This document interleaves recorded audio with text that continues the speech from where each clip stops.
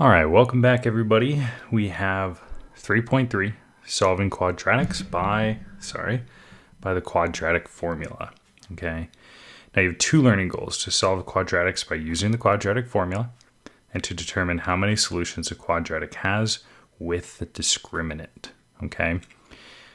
Now let's dive into the why, right? And I kind of dubbed this when all else fails. And the reason why I did that is quadratic formula is like it's your catch-all. It is going to work every single time, all right? But you may not like always using it. And let's dive into why, all right?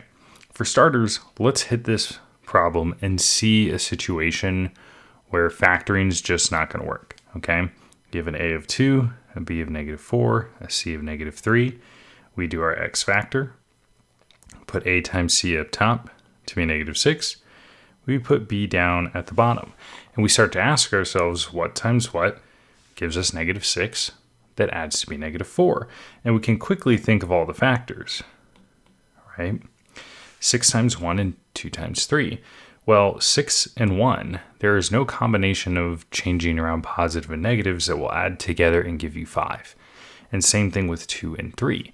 2 plus 3 is 5, 2 minus 3 is -1, 3 minus 2 is 1. Like, we just can't get to it with any of these choices. So we're kind of at a crossroads here, right? We cannot go any further with the method that we just learned. And then we think, okay, well, we learned another method, solve by square root, but we have a bx term. So that's also not going to work. When you get to these types of situations, that's where we use the quadratic formula. Now, the quadratic formula, this definition is not my best.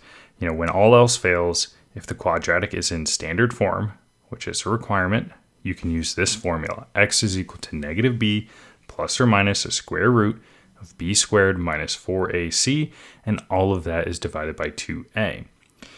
Now, you can use the quadratic formula for every quadratic, but you're seeing that formula, you're probably thinking to yourself, I wouldn't want to always use it if there was a faster way with factoring or with solve by square root. But sometimes there's no way around it. So we have our a, we have our b, we have our c. I'm going to write out the quadratic formula. X is equal to -b plus or minus the square root of b squared minus 4ac. And all of that is divided by 2a, okay? And then we're going to plug in those values. So now x will be equal to, now remember, b is already a -4. So you're going to have a negative plus or minus the square root of -4 squared minus 4, and let me zoom in for you guys, minus 4 times a, which is 2, times c, which is -3. And all of that will be divided by 2 times 2. Now that's a lot, but you start to look at everything and it's all just simple addition, okay? So here we have x is equal to, we had a negative becomes a +4, plus or minus the square root, -4 squared is 16, 4 times 2 is 8, 8 times 3 is 24. And we have a negative and negative, so this becomes plus 24. So let me do that again. 4 times 2 is 8. 8 times 3 is 24, but we have a negative and a negative, so our answer becomes a positive. And now all of that is divided by 2 times 2, which is 4. So you can slowly see we just kind of took a pass and we went from left and right and simplified whatever we could. And we can keep going. X is equal to 4 plus or minus the square root of 40. Now 40 doesn't give you a perfect square, right? And because 40 doesn't give you a perfect square, you will have to use that factor tree, which we'll do in a second, okay? And a lot of times I see at this point, students stop writing it divisible by the whole thing, and all of a sudden only this part is divisible by 4. You have to remember the entire top is divisible by the bottom. Now let's simplify 40 with the factor tree. I'm going to break this down into 4 times 10. Now I know 10 can be broken down into 2 times 5. but both of those are primes, and the square root of 4 can be taken out. So 10 will have nothing to group with. So I end up with 2 times the square root of 10. And so I go back over here and I have x is equal to 4 plus or minus 2 times the square root of 10 over 4. Now notice here that this plus and minus was already built in because we know we're going to take the square root of something. So it's already there. So you kind of don't have to worry about it this time. It's built in, okay? But we're still not done yet. We need to take this another step further and simplify this out, okay? So I'm going to start over here. So x is equal, I'm just going to rewrite it. And what you should do at this point is split it over your addition and subtraction. So I'm going to go x is equal to 4 over 4 plus or minus 2 times the square root of 10 over 4. 4 over 4 can be divided to 1. And then 2 over 4, which we see right here, that can be simplified to 1/2, right? And so I'm going to just write that as plus or minus the square root of 10 over 2. Okay. Now, again, with this one, there's a lot of simplifying here. Take it slow. Maybe you'll do yours more steps than me, and that's okay. But look at the amount of work that this problem was. If you have a quadratic that can be factored, you should probably factor it, right? If you have a quadratic that you can use to quadratic or solve by square root, use those methods. They're much shorter. No matter what the quadratic is, you're going to see this amount of steps, which is a lot. We have 1, 2, 3, 4, 5, 6, 7, 8, and then 9 with factor tree. It's a lot of work. So, kind of save this for, when all else fails. Hence the Math Talk name. Okay? All right. We're going to do a lot of these. So I'm going to do 2 more, and I'm going to have you guys do 2. Okay? So for starters, we check if it's in standard form. I see my ax squared plus bx plus c. It's in standard form. I have my a, my b, and my c. Now, we see a minus x. Remember, that's the same thing as minus 1. So our b is negative 1. I like to write out my quadratic formula first. X is equal to negative b plus or minus the square root of b squared minus 4ac over 2a. And then I start plugging in. X is equal to negative 1 plus or minus the square root of negative 1 squared minus 4 times a, which is 2, times c, which is negative 1. And all of that will be divided by 2 times 2. Now again, after I plug in everything, I'm just going to take another pass and simplify some small steps. So negative just turns to a 1. Negative 1 squared becomes a positive 1. And then we have negative 4 times 2, which is negative 8. And then negative 8 times negative 1 is positive 8. So this becomes a plus 8. And all of that will be over 4. Now things look much cleaner, okay? So we're going to have x is equal to 1 plus or minus. We end up with the square root of 9 over 4. Now the good news about this one is we actually got a number that we can take the square root of. So that's going to simplify this a little bit. So let's do that. X is equal to 1 plus or minus 3, because the square root of 9 is 3, divided by 4. So here we have 2 equations. We have 1 plus 3 divided by 4, and we have 1 minus 3 divided by 4. And you need to do both of them. So 1 plus 3 is 4. 4 over 4 is 1. 1 minus 3 is negative 2. Negative 2 over 4 can be simplified to negative 1/2, and that is your other x. So you have 2 x's, and that's okay. Remember, quadratics can have those, okay? Now look at this. This one had one where it worked out, where we didn't have to factor tree. It's less steps, definitely, but not that many less, okay? Still a lot here, but again, it kind of becomes the most important method because it always works. All right. Solve quadratics by the quadratic formula again. We have another problem. We identify if it's in standard form. I see my ax squared plus bx plus c. So we have an a of 1, a b of negative 2, and a c of 3. we write out our formula. X is equal to negative b plus or minus the square root of b squared minus 4ac, all of it divided by 2a. And then we start plugging it in. X is equal to negative 2 plus or minus the square root of negative 2 squared minus 4 times a, which is 1, times c, which is 3. And all of that is divided by 2 times 1, because that's what a is. We take our pass across. X is equal to a negative becomes positive 2, plus or minus the square root. Negative 2 squared is 4. Now negative 4 times 1 is negative 4. And then negative 4 times 3 is negative 12. And all this will be divided by 2 times 1, or just 2. Okay, let's keep going here. X is equal to 2 plus or minus the square root of negative 8 over 2 again.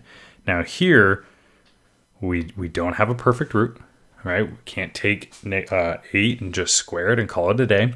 And we have a negative in there. So we can immediately start to see that we're going to have imaginary numbers. But first, let's do a factor true at 8. We get 2 times 4. We can take the square root of 4, and we end up with 2 times the square root of 2. Okay? However, it was a negative 8. So that should be 2i times the square root of 2. So let's rewrite that over here. X is equal to 2 plus or minus 2i times the square root of 2. All of that is over 2. Now we're going to need to simplify a little bit further.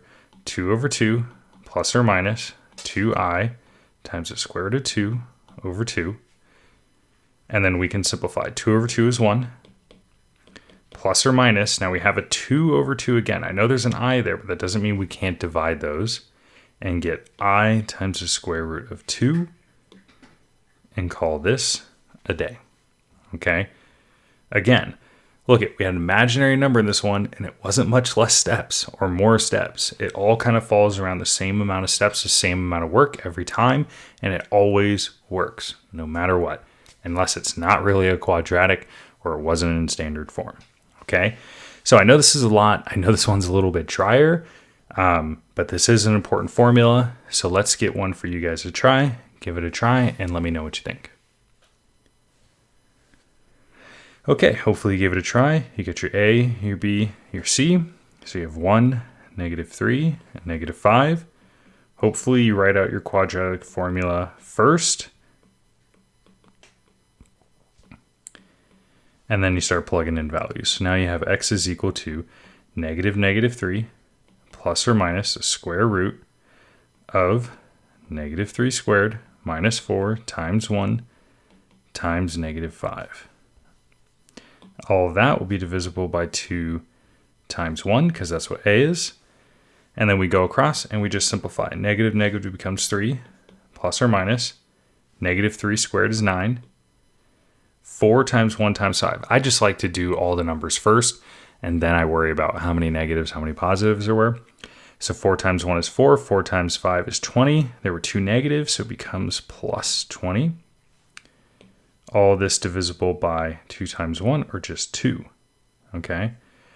Now, here, we're going to simplify one more time. We're going to add that 9 and 20.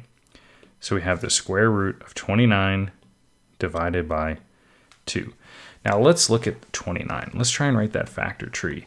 And we start to think to ourselves, what times what is 29? And hopefully you came to the conclusion that there were not 2 whole numbers or integers that you could have put there. Meaning, this is your final answer. Okay? We're just going to leave it at that point, because when you have the square root of a number that's not a perfect root, it's an irrational number, meaning that it goes on forever, the decimal place, and, it would just be much cleaner to write it as a square root of 29. Now here, this 3 over 2 can't be simplified either. If you had maybe a 4 over 2, then I would say that you need to take this another step further and simplify that. But you don't, and so we can call that the final answer. Okay. So hopefully you got it right, or if you didn't, you figured out what you did wrong. Here's another one for you guys to try. It's going to be the last problem, and then we got a little bit of, what if at the end. So give it a try, and then I'll go over it. Okay. So you have your A, your B, your C. A is -4, B is 12, C is -9. You write out your quadratic formula. X is equal to -b plus or minus the square root of b squared minus 4ac. And all of that is over 2 times a. Okay. Now we start plugging it in. X is equal to -12 plus or minus the square root of 12 squared. That doesn't look very... There we go. Okay. Minus 4 times -4 times -9. It's a lot there. And then we take 2 and we times it by -4. Okay. Now let's just go across the top, left to right, simplify. We end up with a -12 plus or minus the square root. 12 squared is 144. And then we have 4 times 4, which is, and then times 9. Okay. So 4 times 4 is 16. And then 16 times 9. Do I dare do this in my head when I'm operating on a low amount of sleep? Do I let the trolls get to me? Or do I just do it like old school elementary? Dang, I can't even write that right. It's amazing how I do everything else so fast, and then the sleepiness gets me on 4 times 4 times 9, right? Should be 16 times 9, right? So 9 times 6, what, 54? Boom, boom, boom. 9 times 1 is 9. End up with 144. Yeah, well, if I'm wrong, trolls will let me know. Okay? Oh, no, I am right. This is perfect. That's perfect. Oh, this problem is going to be so beautiful. I can't wait to show you this. Okay. So we get 144. And look, we have a negative, and a negative. There's 3 negatives, so our answer needs to be negative. So we get 144 minus 144. I hope you're seeing why that's important, okay? And 2 times 4 is -8. Okay, let's keep going here. We get x is equal to -12 plus or minus the square root. Well, 144 minus 144 is 0 over -8. Now, hopefully you remember from the previous lesson that when you take the square root of 0, your answer is 0, but it also has no plus or minus. So we really just have x is equal to -12 over -8, which again, a negative and a negative make a positive, which is 12 over 8, which we can simplify again. 4 can go into 12 and 4 can go into 8. So we get 3 over 2 as our answer, a single answer. And the reason why we get that single answer is because of this. There is no plus or minus when you take the square root of a 0. Okay? So I hope, that one probably threw you for a little curveball. Okay? But these problems are so long, I couldn't do all of them first before having you do some, because then the video would have been like 45 minutes. All right? Now let's talk about how to predetermine the number of solutions. The second lesson, the second guide, the second objective for you guys was to determine the number of solutions using something called the discriminant.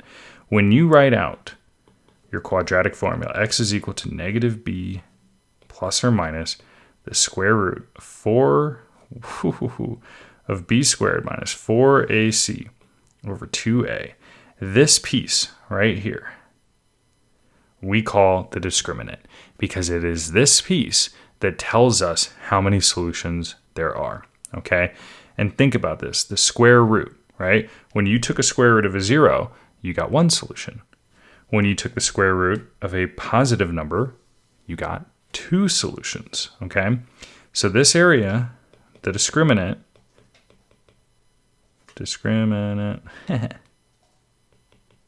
I can't spell tonight, okay, is just the b squared minus 4ac part, okay? And so what we do is we have a guide. If b squared minus 4ac is greater than 0, we know there are 2 real solutions. Emphasis on the real. Okay? If b squared minus 4ac is equal to 0, you get 1 real solution. Okay? And then if you have b squared minus 4ac is less than 0, making it negative, you have 0 real solutions. Okay? Now, you probably are looking at this last one and going, excuse me, right? I thought we still got answers. They just had imaginary numbers. And you're absolutely right. But those are not real solutions. You have 0 real solutions. You just will then have 2 imaginary solutions, okay, which are very, very different. Now, my last little what if for you guys is if you have missing information. So if you get a quadratic like this, f of x is equal to x squared plus 12, and you want to use the quadratic formula, which is most likely not the best method to use here, right? We would want to use solve by square root. But let's just say you forgot that one and you still know the quadratic formula. This would mean that a is equal to 1, b is equal to 0, and then c is equal to 12. If you have missing piece of information, okay, then it would be a 0. So if you had x squared plus 2x, then a would be 1, b would be 2, and c would be 0. And you would plug those into the quadratic formula using those values, including the zeros. Now, I don't ever recommend using the quadratic formula on something like this, but I promise because it works so well, students tend to remember it years from now instead of those other examples, okay? So that's the end of the video. I don't think the trolls will get me on anything but spelling this time. So have a good one, you guys, and I'll see you next time.